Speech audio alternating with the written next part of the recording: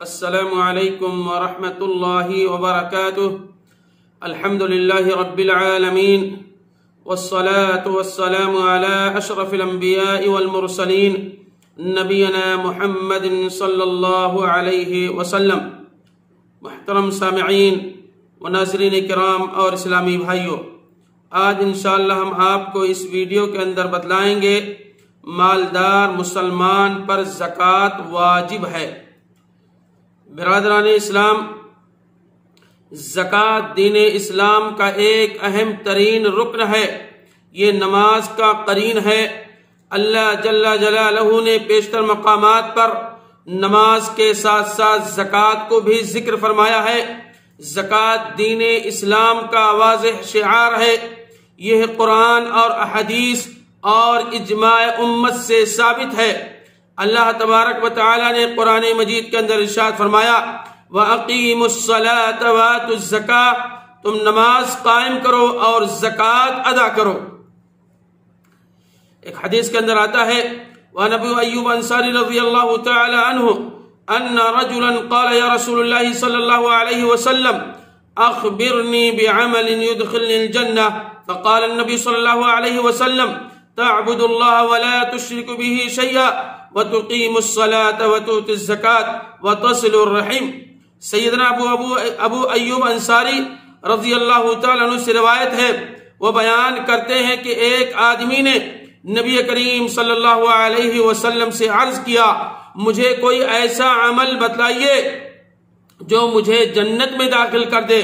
یہ سن کر لوگوں نے کہا، یہ آخر چاہتا کیا ہے؟ نبی کریم صلی اللہ علیہ وسلم نے فرمایا، یہ تو بہت اہم ضرورت کی بات کر رہا ہے۔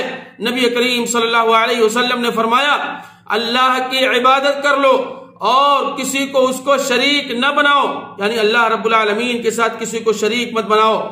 نماز قائم کرو اور زکوٰۃ ادا کرو اور صلہ رحمی کرو۔ زکوٰۃ ارکان اسلام میں اہم رکن ہے۔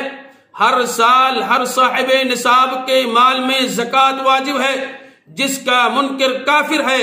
اللہ تبارک و تعالیٰ نے قرآن مجید میں بارہا اس کی فرضیت کو واضح فرمانے کے ساتھ ساتھ اس کے فوائد بھی بتائے ہیں، جیسا کہ اللہ تبارک و تعالیٰ نے قرآن مجید کے اندر سورہ توبہ کے اندر سورہ نمبر 9 اور آیت نمبر 103 کے اندر ارشاد فرمایا، خذ من اموالہم صدقۃ تطہرہم وتزکیہم بہا۔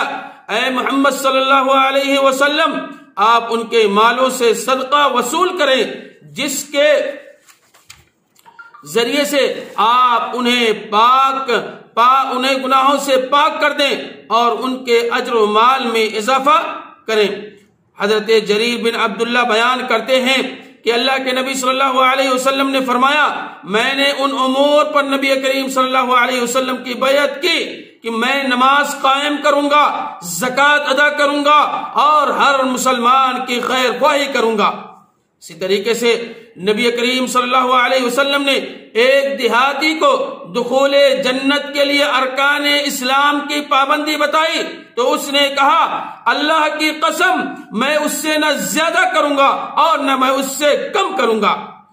اللہ کے نبی صلی اللہ علیہ وسلم نے فرمایا، من سرہ ان ينظر الى رجل من اہل الجنت فلینظر الی ھذا، اگر کوئی ایسے شخص کو دیکھنا چاہتا ہے جو جنت والوں میں سے ہو تو وہ شخص کو دیکھ لے، یعنی زمین پر چلتا پھرتا آدمی اگر دیکھنا چاہتے ہو تو اس جنتی کو تم دیکھ لو، اللہ کے نبی صلی اللہ علیہ وسلم نے فرمایا۔ اسی طریقے سے حضرت جابر رضی اللہ تعالیٰ عنہ سے روایت ہے، وہ بیان کرتے ہیں کہ رسول اللہ صلی اللہ علیہ وسلم نے فرمایا، من ادى زکاة مالہ فقد ذهب عنہ شرہ، جس نے اپنے مال کی زکوٰۃ ادا کر دی تو یقیناً اس کے مال کا شر چلا گیا، یعنی اس نے اپنے مال میں سے زکوٰۃ کو نکال دیا تو انشاءاللہ اس کا مال شر سے محفوظ رہے گا اور اس کے مال کے اندر اللہ رب العالمین برکت عطا فرمائے گا۔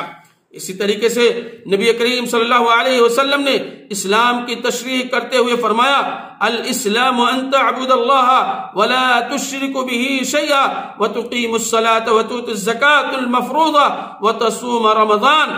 اسلام یہ ہے کہ اللہ تبارک و تعالی کی عبادت کریں اور اس کے ساتھ کسی کو شریک نہ ٹھہرائیں، نماز قائم کریں، فرض زکوٰۃ ادا کریں اور ماہ رمضان المبارک کے روزے رکھیں. حضرت انس رضی اللہ تعالیٰ عنہ سے روایت ہے، وہ بیان کرتے ہیں کہ رسول اللہ صلی اللہ علیہ وسلم نے فرمایا مانع الزکاة یوم القیامت فی النار، زکوٰۃ ادا نہ کرنے والا روز قیامت آگ میں ہوگا، یعنی جہنم کے اندر ہوگا. جو شخص زکوٰۃ ادا نہیں کرتا ہے، اسی طریقے سے حضرت ابوبکر صدیق رضی اللہ تعالیٰ عنہ نے فرمایا تھا نبی علیہ السلام کی وفات کے بعد، جو نبی صلی اللہ علیہ وسلم کے زمانے میں اگر اونٹ کے رسی کے برابر بھی اگر زکوٰۃ دیتا تھا، اس وقت اگر نہیں دے گا میں اس سے قتال کروں گا، میں اس سے جہاد کروں گا. تو میرے بھائیوں، احادیث نبویہ اور قرآن مجید کی آیت کریمہ سے زکوٰۃ کی اہمیت کا پتہ چلتا ہے. حضرت بریدہ رضی اللہ تعالیٰ عنہ سے روایت ہے، وہ بیان کرتے ہیں کہ نبی کریم صلی اللہ علیہ وسلم نے فرمایا کہ زکوٰۃ روکنے والے لوگوں کو اللہ تبارک و تعالی قحط سالی سے دوچار کر دیتا ہے. ما منع قوم الزکاة الا ابتلاهم اللہ بالسنین، یعنی جو لوگ زکوٰۃ کو روک لیتے ہیں، زکوٰۃ نہیں نکالتے ہیں، اللہ رب العالمین ان کے یہاں قحط سالی کر دیتا ہے.